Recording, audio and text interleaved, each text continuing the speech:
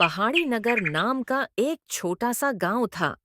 इस गांव में फकीर बख्श नाम का एक इंतहाई गरीब किसान रहता था।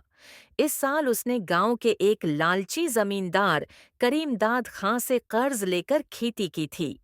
कुदरत ने मेहरबानी की, बारिशें वक्त पर हुईं और पहली बार उसकी खेतों में शानदार फसल आई। घर में खुशी का माहौल था।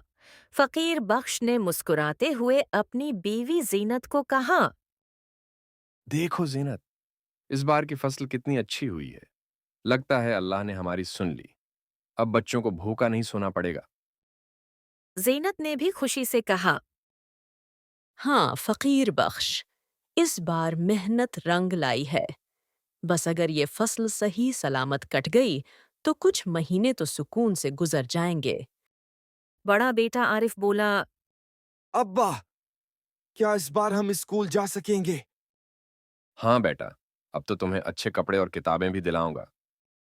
छोटी बेटी समीरा ने हंसते हुए पूछा, और मेरे लिए क्या लाओगे? तुम्हारे लिए गुड़िया और रंग बरंगी चूड़ियां लाऊंगा बेटी। मगर शायद किस्मत को ये मुस्कुराहटें पसंद न आईं। शाम ढलते ही आसमान पर काले बादल छा गए। तेज आंधी चली और मूसलाधार बारिश शुरू हो गई। जीनत घबरा कर बोली, फकीर बख्श, जल्दी चलो, खेत में पानी भरने लगा है। फकीर बख्श दौड़ता हुआ खेत पहुंचा, लेकिन मंजर देखकर उसका दिल बैठ गया। खेत पानी में डूब चुका था और पूरी फसल बर्बाद हो गई थी। या अल्लाह, सब कुछ खत्म हो गया। मेरी मेहनत, मेरी उम्मीदें सब बह गईं। अगले दिन सुबह फकीर बख्श जमींदार करीमदाद खां के पास गया। उसे उम्मीद थी कि शायद वो कुछ वक्त दे देगा। खान साहब, बारिश ने सब कुछ बर्बाद कर दिया। थोड़ी मेहनत दे दीजिए। अगली फसल होगी तो सारा कर्ज अदा कर दूंगा। करीमदाद खां ने सर्द लहजे में कहा, अब कोई मेहनत नहीं मिलेगी फकीर बख्श। कागज के हिसाब से ये जमीन अब मेरी है। खान साहिब, ये जमीन मेरी आबाओ अजदाद की निशानी है, ऐसा ना करें। मुझे जज्बात से नहीं, कागज से मतलब है। अभी ये जमीन खाली कर दो। यूं फकीर बख्श की जमीन भी चली गई। अब न खेत था, न पैसा, न कोई सहारा। ज़ैनत ने रोते हुए कहा, अब हम कहाँ जाएं? फकीर बख्श ने आ भरी। इस गांव में अब हमारे लिए कुछ नहीं बचा। चलो जंगल की तरफ चलते हैं, शायद वहां कहीं पनाह मिल जाए। वो अपने बच्चों को लेकर जंगल की तरफ रवाना हो गए। कुछ देर बाद उन्हें एक टूटी फूटी झोंपड़ी नजर आई। पास जाकर देखा तो वहां एक बूढ़ा फकीर आग जलाकर बैठा था। फकीर बख्श ने अदब से कहा, अस्सलाम वालेकुम बाबा, हम बड़ी मुसीबत में हैं। हमारे पास कुछ भी नहीं बचा।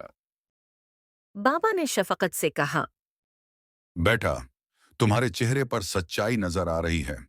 चाहो तो इस झोंपड़ी में रह सकते हो। सिर छिपाने को जगह मिल जाएगी। यूं वो झोंपड़ी उनका नया घर बन गई। अगली सुबह फकीर बख्श लकड़ियां काटने जंगल चला गया ताकि बीच कर कुछ खाने का सामान ला सके। शाम तक मेहनत करके वो लकड़ियां बाजार ले गया, मगर बहुत कम पैसे मिले। उसने थोड़े से आलू, प्याज और आटा खरीदा।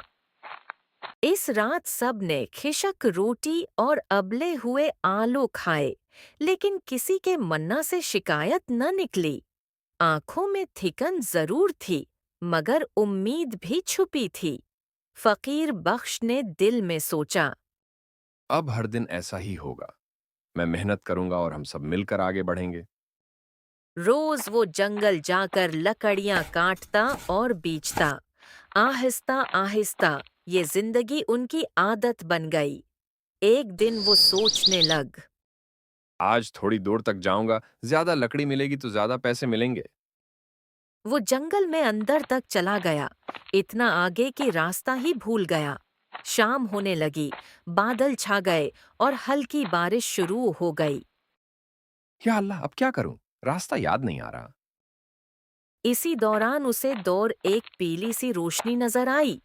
قریب جا کر دیکھا تو ایک عجیب سی غار تھی جس سے روشنی نکل رہی تھی۔ فقیر بخش ہمت کر کے اندر گیا تو حیران رہ گیا۔ اندر ایک سنہری سا گاؤں تھا مگر وہاں کوئی انسان نہیں تھا۔ اچانک 2 سپاہی آئے اور بولے، تم کون ہو اور یہاں کیسے آئے؟ میں فقیر بخش ہوں، ایک غریب کسان، راستہ بھٹک گیا تھا۔ سپاہی اسے ایک بڑے محل میں لے گئے۔ وہاں ایک بادشاہ تخت پر بیٹھا تھا۔ بادشاہ نے نرمی سے پوچھا، تم کون ہو؟ فقیر بخش نے ساری داستان سنائی، فصل برباد ہونا، زمین چھن جانا، بچوں کا بھوکا رہنا۔ بادشاہ نے کہا، تمہاری آنکھوں میں سچائی اور دل میں ہمت ہے، ایسے لوگ ہی اصل بادشاہ ہوتے ہیں۔ پھر انہوں نے ایک صندوق منگوایا جس میں سونے کے سکے تھے۔ یہ لو، اپنے گھر جاؤ، بچوں کے لیے کپڑے اور کھانا خریدو، نئی زندگی شروع کرو۔ فقیر بخش کی آنکھوں میں آنسو آ گئے۔ مگر یہ میں کیسے لے لوں؟ یہ تمہاری محنت اور سچائی کا انعام ہے۔ فقیر بخش نے شکریہ ادا کیا اور گھر لوٹ آیا۔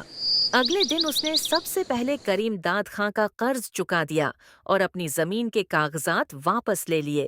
پھر اس نے فیصلہ کیا کہ کھیتی کے ساتھ ساتھ لکڑی کا کاروبار بھی کرے گا۔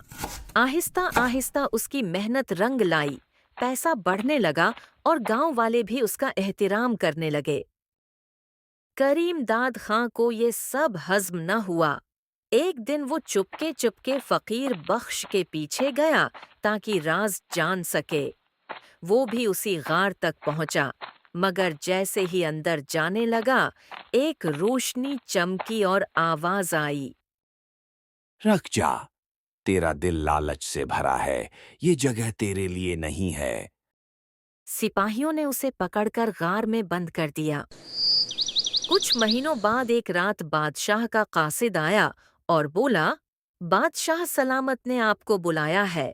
محل میں بادشاہ نے کہا، ہم نے تمہاری ایمانداری دیکھی ہے، ہماری کوئی اولاد نہیں، ہم چاہتے ہیں تم ہمارے جانشین بنو۔